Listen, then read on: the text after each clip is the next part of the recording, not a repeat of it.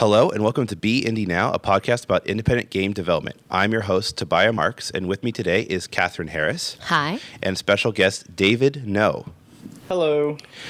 David, you and Dawn started Loqheart, right? Yes. When did you guys start your company? I think we started about 2 years ago. Cool. So yeah, like 2011. And we started it after we had met at a Facebook gaming company. Oh, cool. Where did you guys work before? Can you say? Yeah, it was a company that was called NeoEdge and had traditionally done like advertising, sort of in-game video ads, kind of type of stuff. But then they wanted to branch out and make some Facebook games of their own, and so they brought on a bunch of people from PopCap, and actually no, was it PopCap? I don't know. There was some other company that they had brought in some people from, and they wanted to make some Facebook games. So they hired Don as a main developer of that, and then I was more of the marketing and analytics side of things. Cool. So do you guys were wanting to go home and make games after work? Yeah, well, honestly, I won't say the name of the game, but it was a pretty terrible game. Oh, don't worry. Like everyone's Don first was, release yeah. is never your proudest moment. No, and the cool thing was that Don and I, we had cubicles next to each other, and I actually ripped out the wall in between us just because I thought he was a really cool guy. So I was like, I'm gonna have more conversations with this guy. So I had this hole in between our cubicle walls, and he would be working on the game, and I would be analyzing it, and we were both in our own ways telling our bosses this game is not doing well. Clearly we need to move on to other things, and they weren't really listening. And there's issues with maintaining reputations with investors and stuff like that, and a whole bunch of other politics, whatever, typical stuff. And so Don and I we kind of resonated with each other because I just asked him what he thought about games, what makes a good game. And instead of talking about graphics or game mechanics or any of the typical things that usually people talk about, he was like, it's all about emotion. It's all about the experience that the player gets from the game. And I had never heard of a developer say that outright, like an engineer, kind of I was like, whoa, I didn't know it's you. definitely a good attitude to approach and it. So that was really intriguing to me. So from then on, we had lots of fruitful conversations about game design, and then he left eventually to start his own thing, and he eventually pulled me in as well. So Don started Loqheart. Yeah, pretty much. He didn't really have a name for it, but I was like, so what are you gonna call your one-man company? He's like, I don't know, I like the word Loqheart. And I was like, okay, I don't know what that means, and I don't really care because it sounds okay to me. So what does it mean, actually? It doesn't really mean anything. He actually thought of it from a I think the story was he had some sort of you have to ask him personally about this, but he has some personal affection for the word, but also he thought it'd be nice because it has a heart aspect, so it has sort of a feminine emotional quality, but Loq sounds very I don't know, maybe masculine and or strong, I guess, in some ways. So, nice. I like how much you thought about it. When I was naming my companies, it was more like, oh, is it taken up by Bean already on Google? Okay, that's us. It has spirit and passion, and it conveys love through these emotions. I mean, that's a lot of BS behind it, but I mean, BS is good when you're talking about a name, right? All names are kind of BS to a degree. Yes, that's true. But ultimately, we both decided that, since I didn't put anything, I was like, fine, I don't really care, because ultimately, it's all about the products, right? Because people attribute good products with the brand eventually, right? And it doesn't really matter what the name is. Like Google, all these names that, if you think about it, are ridiculous names. They're just Hulu, all these exactly. names. So stupid, but because we associate a good product with it, we give it a lot of slack. It just has to be easy to remember. Right. That's the one caveat to that. Right. Exactly. So, was your first project Sprite Lock, or was it something else? Yeah. So that was an interesting thing. I mean, originally we wanted to make games, right? We wanted to make mobile games, and we wanted to make really fun games. And that was sort of the goal of our company. But we had started in the platform Corona, because we thought that was like the simplest platform to build our game on, and we wanted to get quick with the iterations. So we thought that was a really good platform, and obviously you used it as well. Mm-hmm. I love Corona. Yeah, and we loved the community. Back when Corona was first starting, and we wanted to sort of be a part of that community, to give back to the community. So Don had, just for our purposes, been making this Flash exporter for all of our sprites and our artwork, and it was really kind of a crappy thing that he threw together, but it worked for us. And since I'd been making everything in Flash, it was sort of a very custom tool for our purposes. But we thought, hey, why not make this tool available to the community? And at first we just wanted to send it out as it was, just kind of this shitty tool that and just give it free, and just say, hey, by the way, we're making a game, like, we're Loqheart, here's this free tool. And we showed it to Carlos at a meetup. And Carlos is Carlos was the CEO of Corona SDK at the time, and one of the co-founders. Right. So we had showed it to him at a meetup just as a happenstance thing, like, hey, check out this thing we made. And he told us, he's like, well, are you guys funded? Like, how are you guys going to pay for, your game development? And we were like, no, we're just bootstrapping. He's like, this might sell. If you sell just a small amount, that you might be able to make enough, what he called diaper money. We didn't have any kids, but he called it diaper money. I don't know. Oh, yeah. He has funny names for things: diaper money, pizza money. Right, exactly. So we thought, oh, well, maybe that would be beneficial, because maybe we would spend more time on making the tool really good, since now maybe we'd have a profit motive, and we'd make it really polished, and then that would even be better for the community. So we were like, yeah, let's keep the price low, and let's just make it a really high quality tool. And we called it Sprite Lock, and we put it out there, and it was well received. With there was a lot of more Flash developers out there, and people who just wanted like a really simple, easy to use tool to get their artwork into the game. So tell us exactly what it did too, for people out there who haven't heard of it before. It took your Swift assets. I might be making a mistake, because Don did all of the engineering behind it. I just designed the UI, but fair enough, right? It just takes you have your animation, and you can export into a format that Corona could input it really easily, different frames to can determine how much.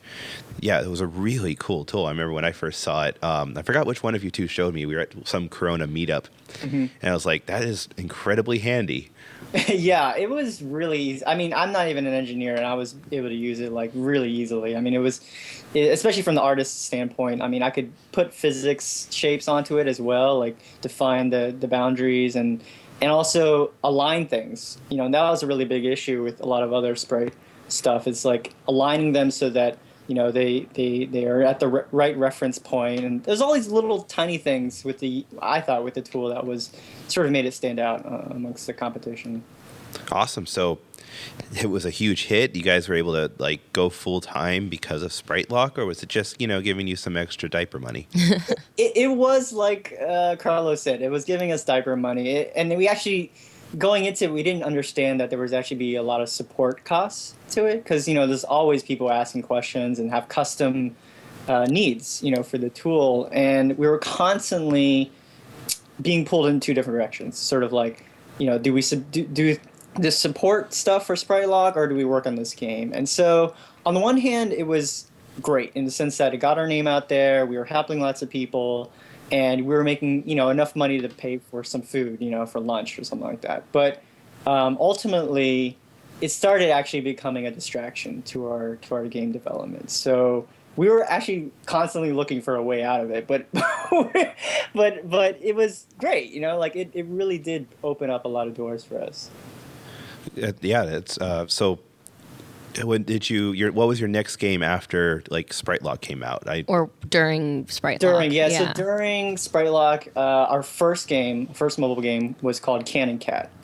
And you have to remember, back in 2011, that's only 2 years ago, but the industry has changed. Did Cannon Cat come out in 2011, or was it 2012? It came out in 2012 in April. Yeah. So I remember you were working on it forever. I know. I don't mean to be mean with that too. I mean, you were working on it for a lot longer than man. I work on my games.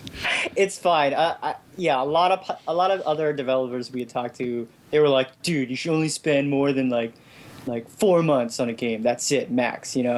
And we had definitely spent upwards of like 8 to 9 months, and at least double the amount of time that most people did, and maybe even more like after that. So yeah, it took us a long time. It took us only a month to make the prototype, but we had polished like the crap out of that game. Like we were just never satisfied. We were wanted to make it like a really amazing game, and ultimately it paid off in the sense that Apple featured us, and we got a lot of great reviews. So in that sense, it did pay off to spend that more extra time on the game. A lot of indies I talk to, and I'm a huge advocate of the release early and often, get it out there and iterate on it, get it in front of people, and you kind of took this completely different approach to it where you're like, no, we finished this game in a month, but we're just going to polish it and tweak it and make it better. And you did, like, you put all these levels in it, and you made just everything was tight. The graphics are amazing in it. It was super fun. I love Cannon Cat. It's still on my phone. Thanks. I mean, ultimately, I think we were, the real difference was that we were attacking two different platforms, and we were going iOS like solely. And judging from like even at that time, the bar of quality at that point, plus Apple didn't have and still doesn't really a quick iteration turnover, right? Because you have to go through the App Store for every single build, and at that time there was no like workaround in terms of iterating quickly. And so I think with you guys, and I'm sure maybe your audience knows your background or whatever, your game development story. For my Blast Monkeys experience, right. we were like, oh yeah, it's a 48-hour prototype, we'll throw it up on the store. Right. Like Blast Monkeys was not popular or profitable for like the first 4 months, but that was just how it was, because by 4 months in we had worked on it for 4 months, and then it reached that bar. Yeah, I mean, so in that way that was our strategy. And in terms of like you had mentioned before, like how do we get featured, all the marketing, all of this buzz around our game at the time, that was because I had made a conscious effort to create what I called a perfect storm around our launch. And that was like I wanted to build up press releases. I wanted to build up reviews from different sites. I wanted to have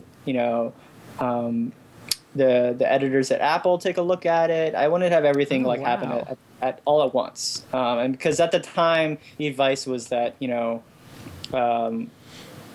basically to cut through the noise, and also to get higher up on the rankings and keep that way, you have to sort of have everyone sort of reviewing and talking about your game all at the same time. And that's sort of what had happened. And that was actually a long period of marketing. Like what I always say, and what Don always gives advice to indie devs is, you don't save marketing for, the 2 weeks before you launch. That's like a big mistake.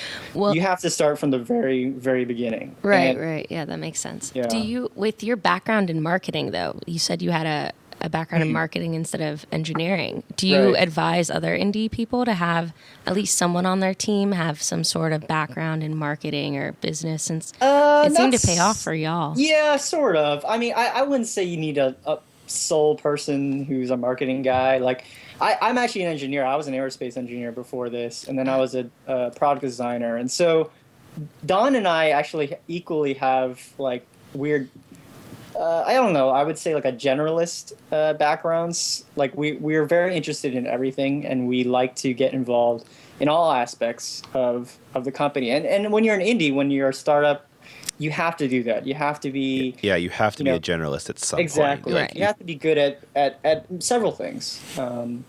And I would say you don't have to have any background or any specialty in marketing to do marketing. You just have to know... You just have to have that hat on, right? You just have to look at it from perspective of, okay, I have this great game. I think it's a great game. But how the heck does anyone even know about my game? And how do they know that it's a good game, right? And you have to know, one, how to break through the noise and pitch your game. And then 2, like what is it about your game that's even worth pitching, right? Like why would anyone care about your game, really? So follow-up question. How do you break through the noise, right? Like, I love like everything you're saying, I agree with. I've told tons of other people before. I've maybe tried to have done it myself, but compared to the amount of success I've seen you have with it, I've seen you get, press way more often than I've seen for my game. Yeah. And I don't know, is it the way you email those blogs? Is it just the numbers? Do you have a template that you can send out to people? It's like you should use this. Here. All you got to do is say the magic 3 words and they'll listen to you. All the doors will open. Please, David, tell us the secret 3 words that we all need to know.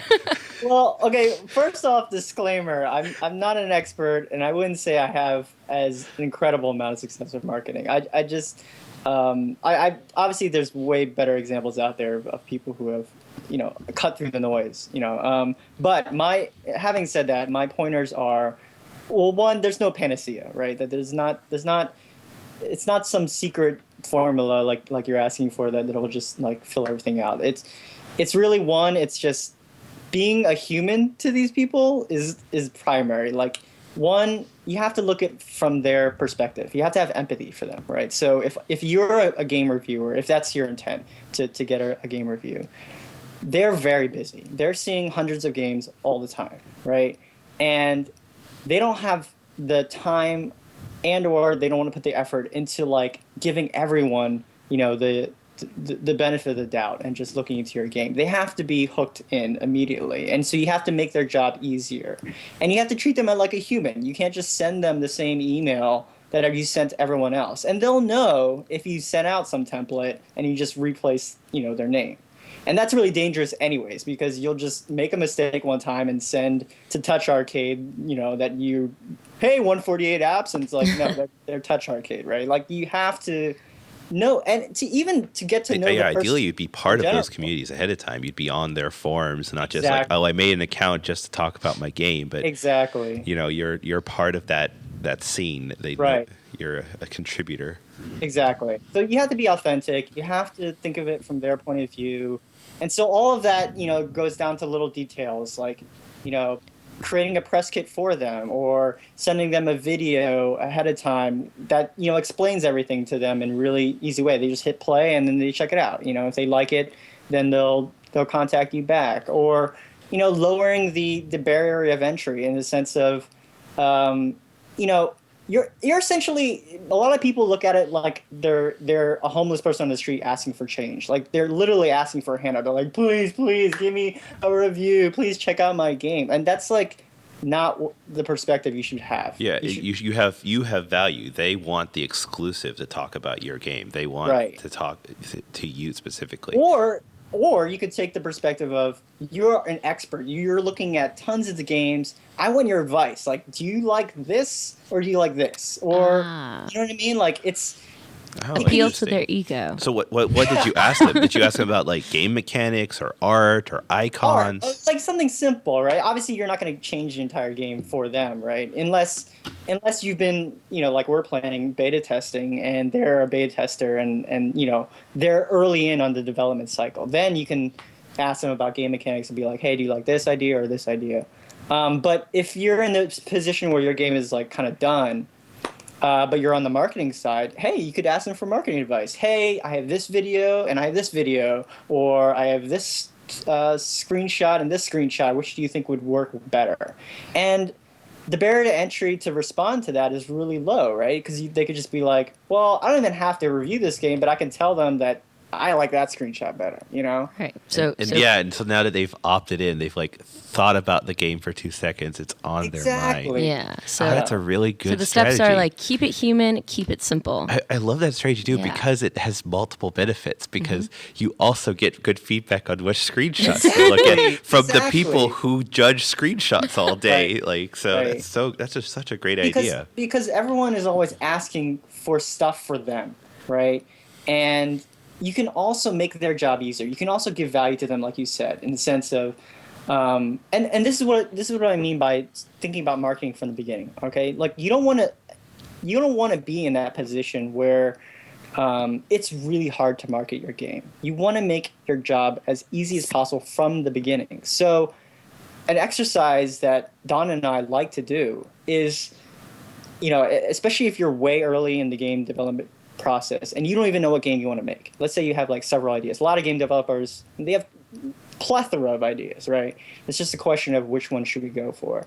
And if you're at that stage, think about how it would be to pitch that game right now without even knowing like what the game is necessarily, exactly is going to be. Which one do you think would cut through the noise? And ultimately what that does is it generates ideas that are new, that are innovative, that have some sort of twist to them that is differentiating.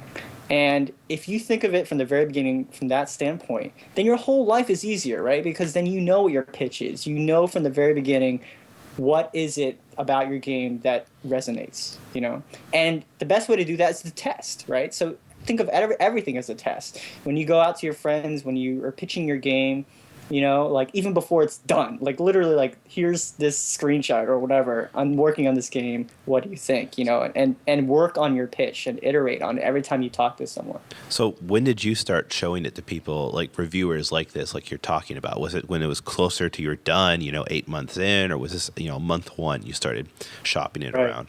Well, we learned a lot from Can & Cat. For Can & Cat, I was probably a month or two before launch. I was already sort of starting my marketing efforts. With Prestige, we're basically our second game.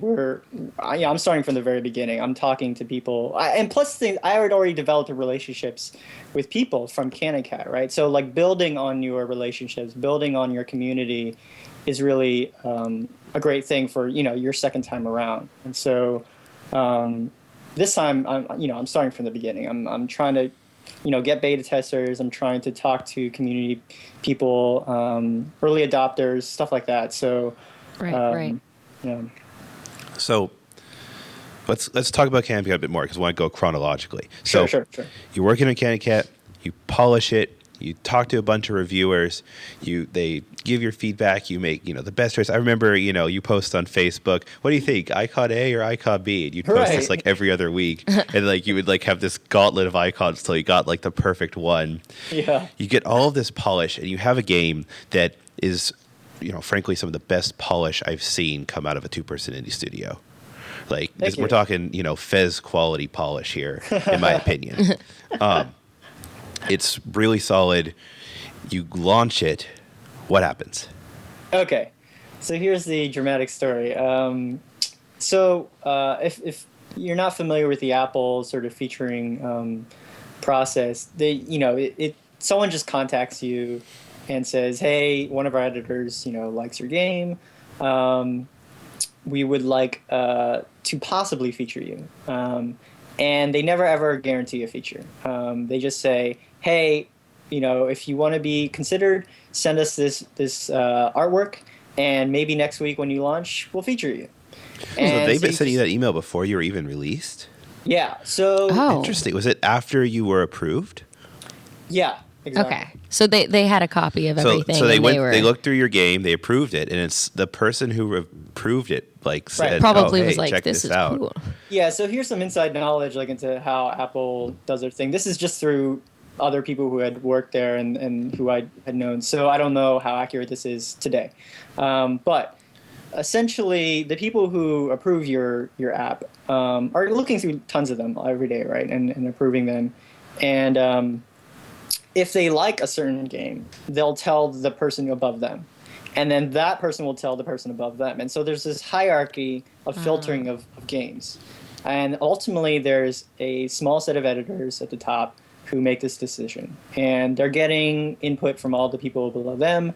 And they talk to each other on up to like the very day that they're going to feature. So that morning, of Thursday, usually Thursday is when everyone launches the big games or whatever. So like say that Thursday morning, they'll look at the games that they've been considering and they'll make a decision like at noon or something, like when they're going to feature, and then they release it. So why is it Thursday? Is that like a special day or for some I have reason? no idea. It's like right before the weekend or something. A special day. I think because the weekend is coming. I think it's because Friday, Saturday are their highest downloading days. So like all your app downloads are going to be on Friday, Saturday, Sunday. And especially iOS in particular, a lot of it is based on your velocity in those days. But it's the same as all app stores. Right. And you want to have the most downloads when you start your app because that's how high your rank is. So if your first days are Friday, Saturday, Sunday, you'll have more downloads if your first day was Monday, Tuesday, Wednesday. Exactly. Now, why Thursday and not Friday is because the first day you're out in the store, it's not going to be live right away. It's going to take a few hours. You might get live on the West Coast, and then a few hours later, you're live on the East Coast. And maybe by noon, you're live in Tokyo. And no matter what, your first day is going to be not as good as your second day. You're kind of guaranteed. Yeah. Plus, there's always like just unforeseen things that happen on the first day. Okay. So getting approved, depending on how long that process takes, you want to submit your app at a time where it's going to be in store. You can set it afterwards. So there's two ways when you do the submission approve process. It works for all app stores, Windows, Android. Actually, not Android. You just go live when you go live. But for Nook, Apple, and Windows, you can either go live as soon as it's approved, or launch at a certain time. And you always want to launch at a certain time because that way you can launch right at midnight on a day. Even if it's not a Thursday, it's always better for your ranking to launch, after you've been approved and, wait for submission. Gotcha.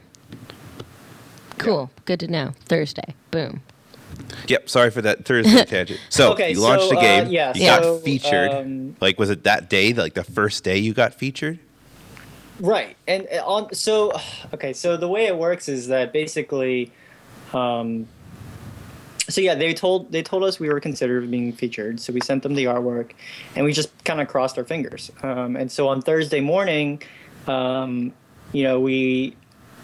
app was live essentially, but we weren't featured.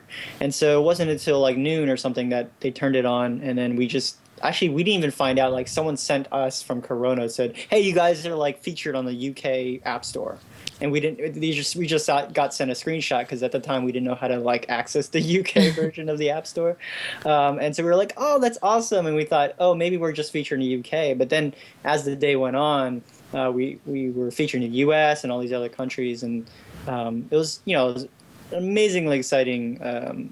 To see our game on the App Store featured like that. So that was like a huge high, and we were just looking at our rankings the entire day. We were just like, oh, we're at 75. Oh, we're at 45, and like I don't know how high we got. I think we got to like maybe 30s or something like that at the time. So that was really exciting. And then at the time the market, like we were like, okay, we're featured.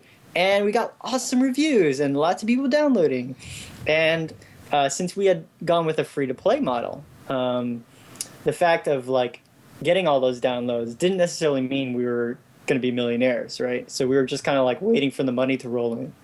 And unfortunately, that did not pan out. Like our IAP, our monetization, we had put almost zero thought into that. We just assumed if people liked the game, they would pay into the game. Yeah, I mean, that is like the one, from a design standpoint, critique I can find is that your in-app purchases are kind of optional. So it's a problem that Blast Monkeys ran into, my game, because you have a level-based puzzle game, similar to Blast Monkeys in that sense.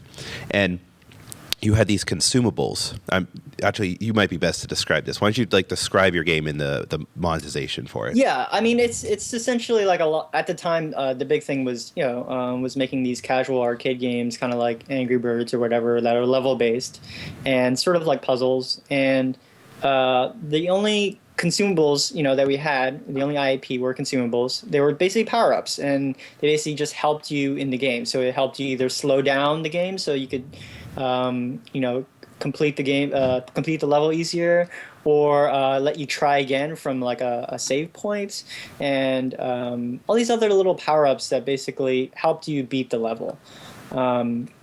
And we thought, that would pan out because we saw, Angry Birds had this like eagle thing where so they could just, you can only get those by paying coin, or you could earn it in the game, right? The currency. Yes, you could earn currency in the game and pay for it that way. And so ultimately, the only IAP we had was purchasing that currency. So did you play test that? Did you fine tune like how much you're gaining or you just kind of go, it's close enough, people will buy that? Well, more of the latter. We definitely play tested the difficulty and how much currency we give out, as well as how to price the power ups. However, we did not actually test it in a market and see whether anyone would pay for it. So you didn't like give your beta testers like X amount of coins and say, hey, you play this game, but you only have like 5 coins and he has like 500. Yeah. We didn't have any beta testing at all. Did you have analytics in the game when it launched? We did. We threw in a bunch of like flurry stuff.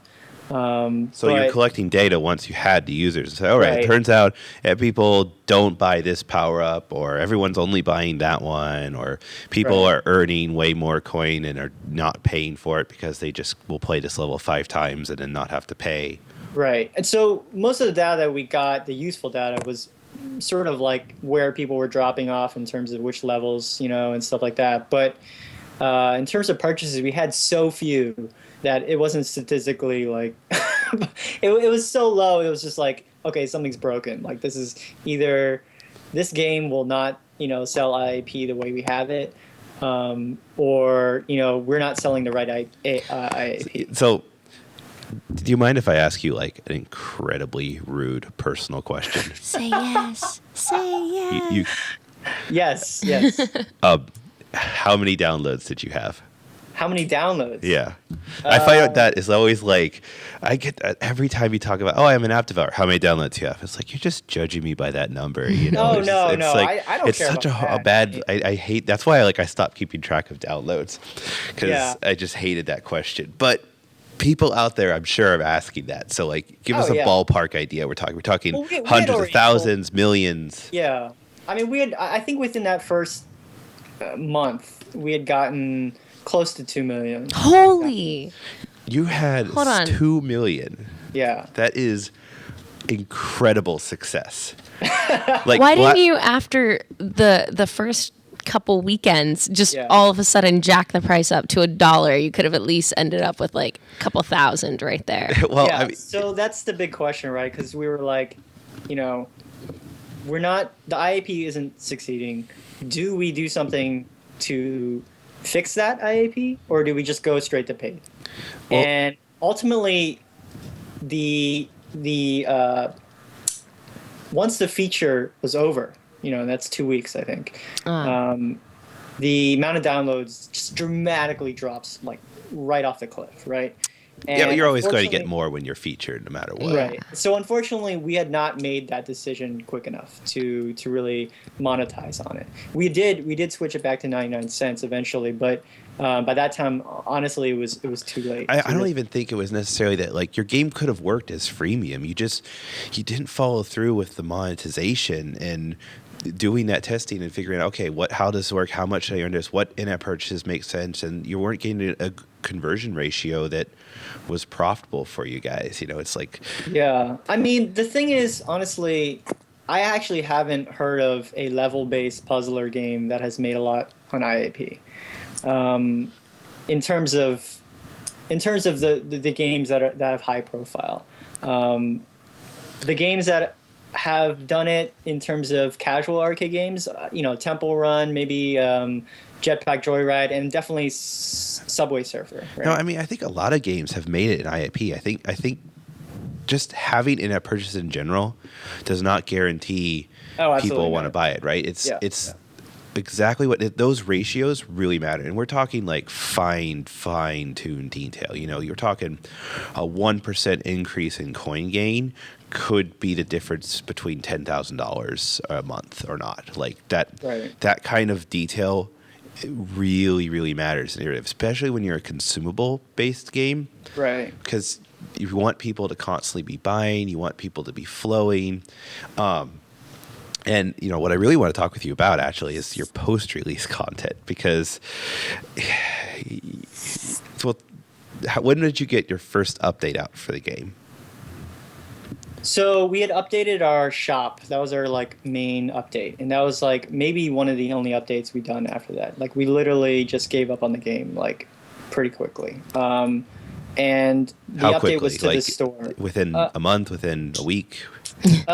Within like 2 months, I'd say. 2 months. Totally done with the game. Yeah. Man, you had 2 million downloads in a month, and you gave up developing it for 8 months too. I think part of it was maybe that you had that burnout, right? Like you were working on it for so long, but the freemium games are not those kind of fire and forget, right? You have to constantly iterate with people, and you had 2 million users before you were ready for 2 million users, right? Like one of the advantages that I've had with Blast Monkeys, and one of the reasons why I recommend the release early and auth model, is that you get it in front of people early. You know that's not going to work. This is going to work.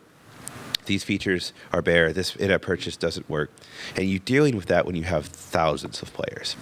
And then months later, as you grow organically, then maybe you start doing your pushes, whatever you need to do.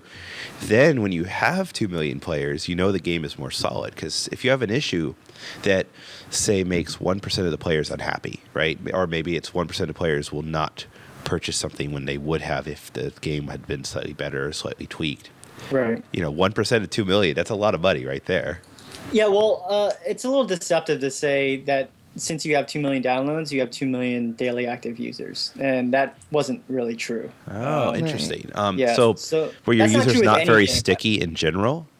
Well, that's not true with any game, right? Retention in terms of downloads. Well, yeah, it's always going to be smaller than 2 million. But you had a lot of eyeballs in that game, right? Even I've talked to developers who have, say, 30,000 DAU, and they're making 5,000 to 10,000 a month, which that's not like rich money. That's not fuck you money.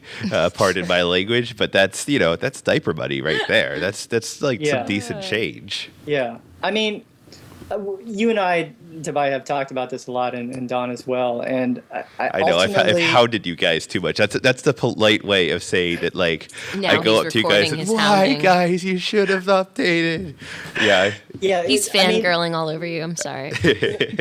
And the reason is, and it has nothing to do with like who's right or who's wrong. It's purely from when did you enter the market, and what was your strategy, right? And what game were you making? And for us, when we had entered the market, it was the entire industry was learning that monetizing free-to-play games was hard, and two, didn't really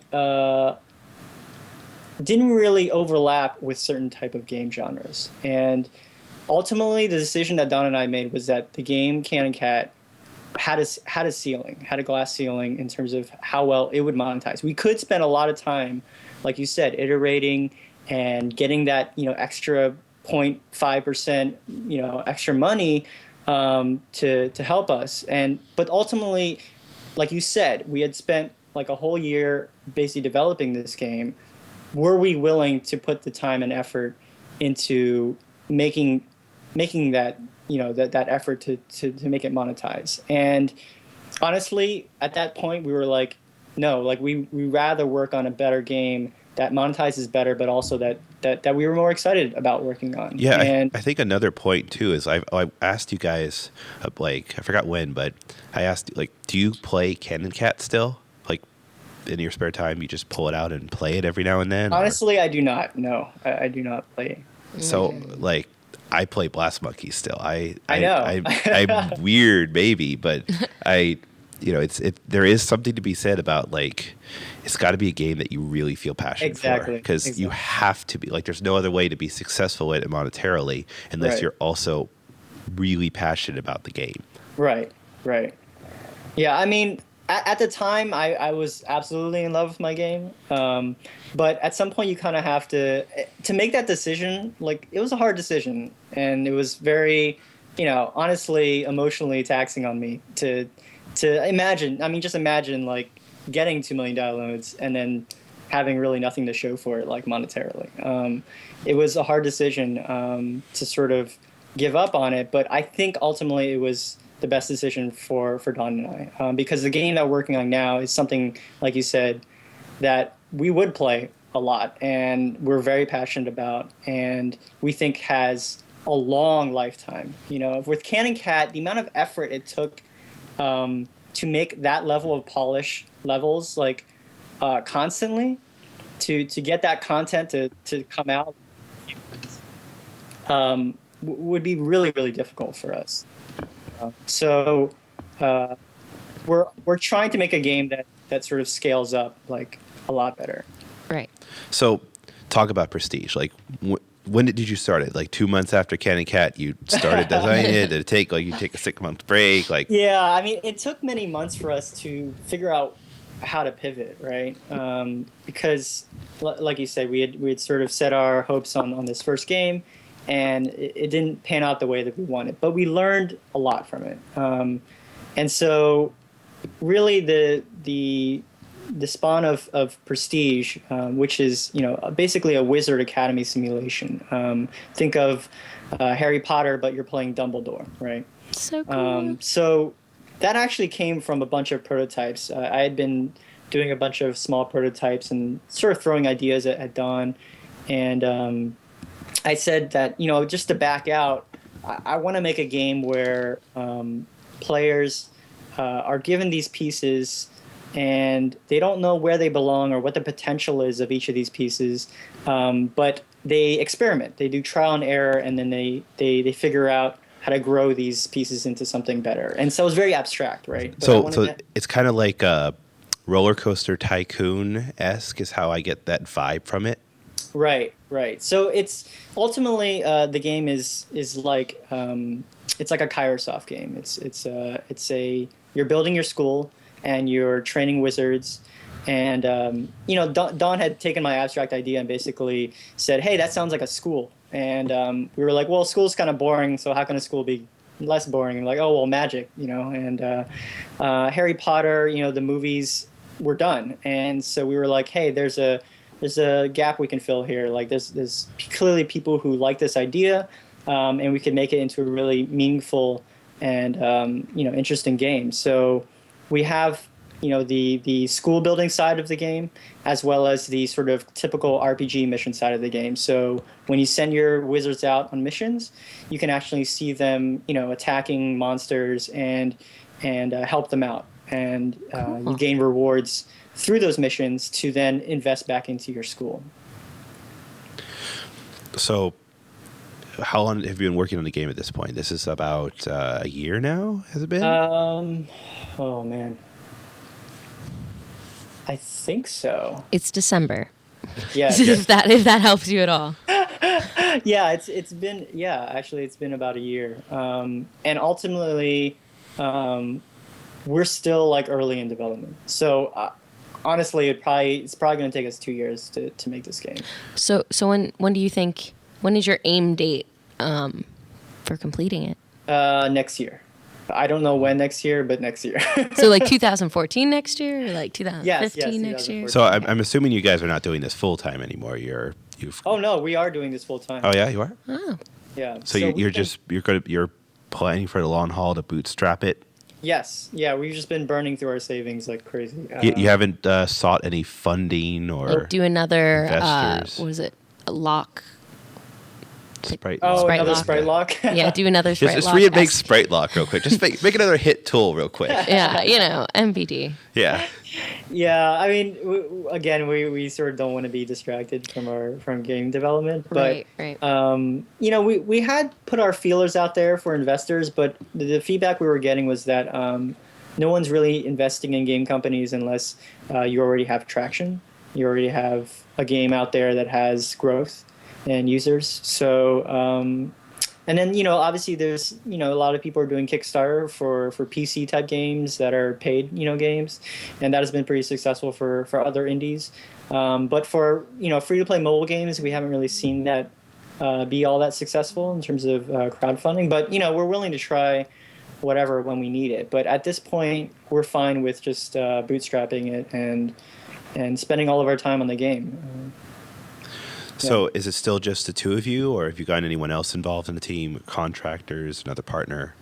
No, it's actually just the two of us still. So I'm still doing all the artwork and UI, and Don is on the tech side and handling all that stuff. So When do you think you'll get it in hands of playtesters?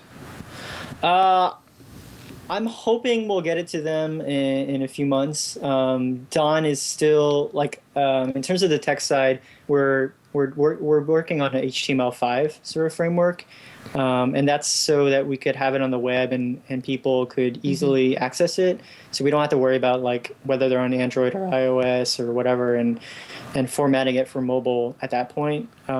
So we're gonna. So are you planning for desktop browsers, or are you planning it for all browsers? Like I go to a web page on my mobile. Hopefully any browser, yeah, whether it be on your mobile or desktop. But we probably envision most people will beta test on their desktop browsers just for ease of use. But everything is going to be designed for mobile. So right now, as I'm designing all the UI and all the characters and everything, I'm testing on mobile to see whether it's the right size, where all the buttons are going to be right for mobile. So ultimately, we want to make this for mobile and for tablets. But just for beta testing purposes, we're using HTML5. Cool. Smart. Yeah, so we're really excited about it, and we think this is a really great game that's going to really become a business for us, and that's what we're hoping to get out of it. So you're going for the freemium model again? Yes. So definitely. Talk like it's still early in development. You haven't set things in stone, but what kind of lessons are you taking for that? Like after Cat and Cat, what are you going to do to try and not have that same whatever problems there were before? Right. Well, ultimately, the big change is that this is an appointment style type game. Things will take time in the game because you can imagine, like in a school, it makes sense. Like if you're training wizards, the class time is going to take some sort of amount of time. Researching spells is going to take some resources and or time, and so on that front, we've seen enough analogs in the market to prove that hey, those types of games do monetize, because ultimately people have a choice that they're willing to make. And do I spend time on this game, or do I, spend some extra money to sort of get through this part a little quicker, to get immediate satisfaction? Ultimately, there's no pay to win, aspect to our game. We're still, and it's not really like a win or lose type game either, right? Because you can imagine your school could be developing over months, maybe even years, depending on how long we're gonna spend on this game. But we're hoping that we can have people play this game for years, and so that takes a lot more time, to build that infrastructure of content that can be easily updated, live ops and stuff like that. And so ultimately, on the one hand, we have this time management appointment style game, which we know like monetizes fairly well on the market, and then on the other side with the RPG mission side, we know there's a lot of examples of games where you could sell certain premium items that you can use, like health potions, shields, equipment, weapons, etc. That'll help you, get through, particularly difficult missions. But ultimately, we want people to fall in love with the game and build a relationship with the game over many days, over many months. And so it's all about, making this your own school and making decisions for the school and exploring the world, because there's different entities in the world that will ask for your help, and as well as the NPCs in the game, we're trying to make real characters that you interact with. We're not going to have the shopkeeper be this static 2D thing that just sells you things and that is just a regular store that the developers put in there to make money. Like, we want you to have a relationship with the shopkeeper. If you help the shopkeeper, if you save them from a monster attacking him, he'll give you a discount. Or you can come to him and he'll just have random stories to tell you about his adventures. Or maybe you'll find a secret artifact on one of your missions, and you ask him, hey, I got this piece of an amulet. What does this mean? Like, what is this thing? And he'll tell you, oh, this is very valuable. You should keep it. You might find the other half, and it'll give you this special power. And that kind of adds a viral aspect too, because as I'm playing it and say talking to Katherine about the game, it's like, oh man, my shopkeeper, he did this for me, and exactly, like it creates these stories. It's a reason to talk to somebody else. Right. We want to create imagination and curiosity within the player, but also a sense of mutability of the world is alive, that it reacts to you, and as well as changes. And that's what really makes a game sort of, at least from our experience, like the thing that makes us enamored with games is like these surprises, these things that change, things that basically are affected by your actions, and we think there's a lot of potential in free-to-play games. It gets a lot of slack from a lot of gamers, people who have traditionally grown up with games. They look at free-to-play as this evil thing,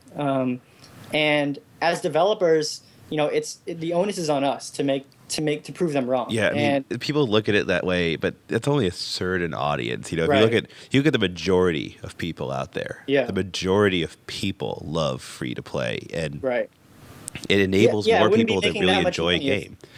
Like those kids who don't have money, they can play hundreds of games for free now. Exactly. They're in a better place in the world because of it.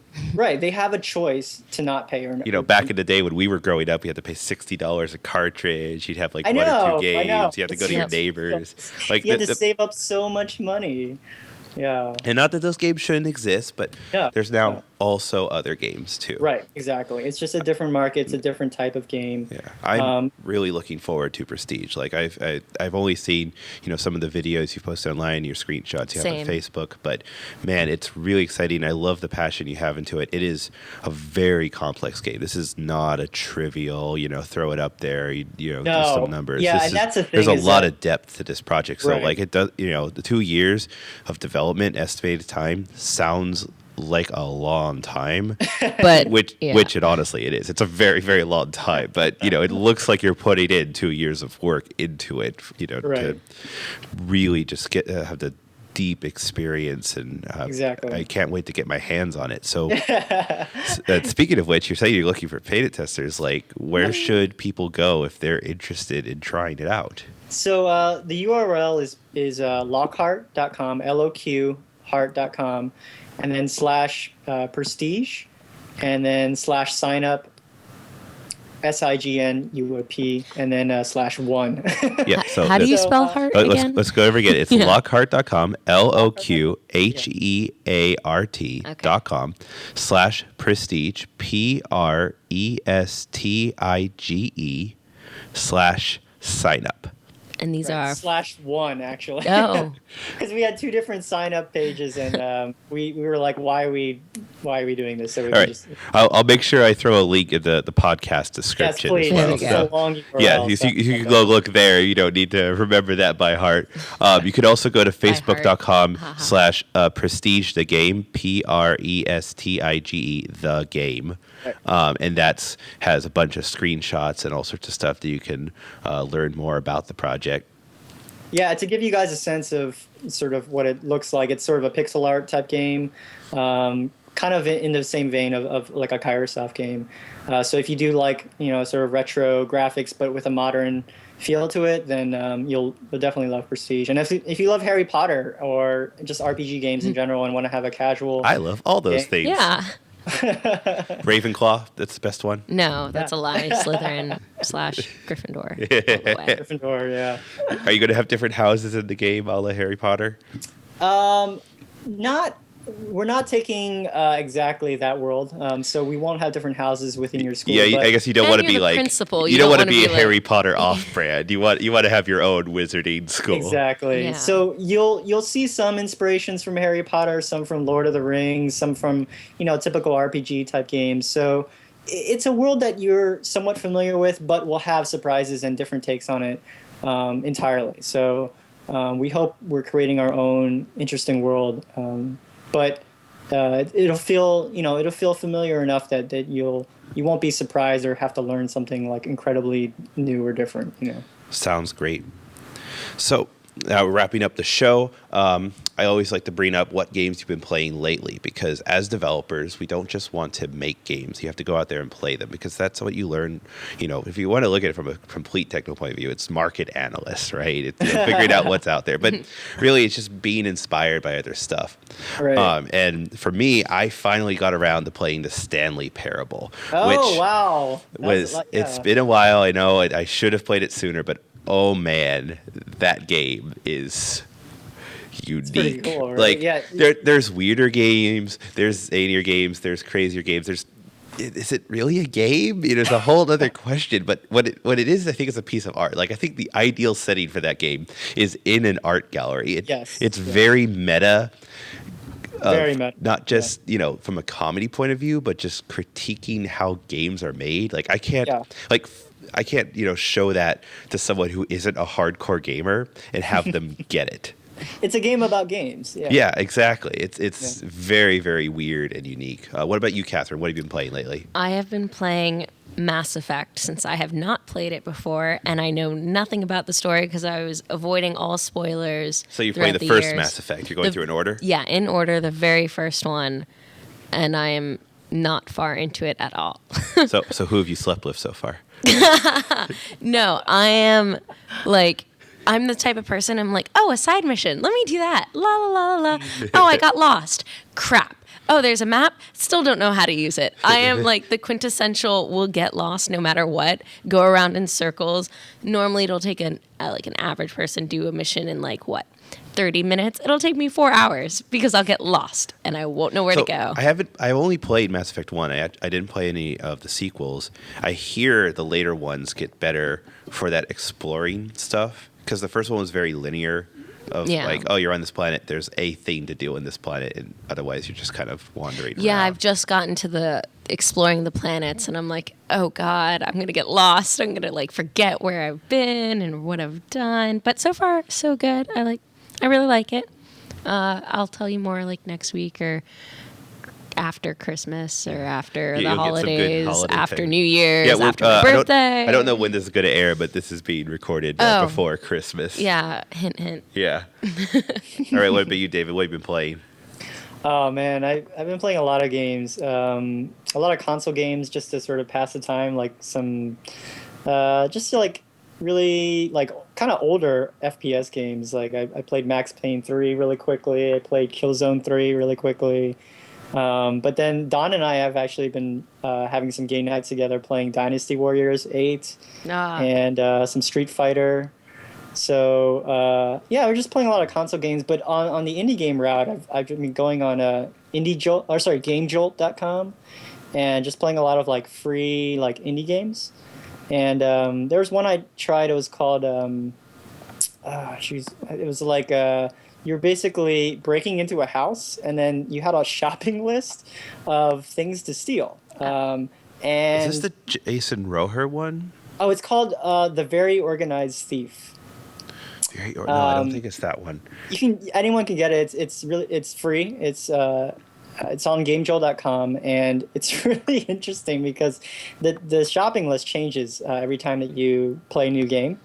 And so you go around the house and you look for these things before the homeowner gets home. And then when the homeowner gets home, you hear them pull up on the driveway. And then that tells you, okay, I have a certain amount of time. And then you see them you hear them jingling the keys, trying to get in the door. And so basically your goal is to get as much stuff on your shopping list before you escape. And so you have to figure out which entrance they're coming in as well, and all this is in the dark, and you have just a flashlight too. So, interesting. Yeah, what's it called again? The Very Organized Thief. I will look that up later and check it out. Awesome. Very cool. So if you want to find more episodes of Be Indie Now, you can go to beindienow.com. You have all the episodes there, descriptions, links if you don't want to have to type in that link to sign up for the beta test. If you want to find out more about me, you can go to my website, tobiahmarks.com. It's my blog. I have hopefully interesting information I throw up there about game development, or you could follow me on Twitter at Tobiah Marks. Where can we find more about you, Catherine? You can find me on Twitter at Kat V Harris. That's V as in victory. V as in victory. Yeah, and then Harris. Yeah. Cool. Mm-hmm. What about you, David? Where should we find you? Yeah, if anyone wants to talk more about indie game development, or if you have any questions, or if you have any advice or feedback on what I've said in the podcast, or Prestige, you want to find out more, just email me. I'm just David at Loqheart.com. So it's LOQHEART.com. David. It's easy. Perfect. Thank you very much for being on the show. and telling us your story. Yeah. Thanks. All right. Thank you. Bye. Bye. Go out there and make some games. I forgot my tagline. I'm Yeah. doing the show for so long. I was like, wait. Yeah, every show I've been saying go out there and make some games. All right. Go out there and make some games.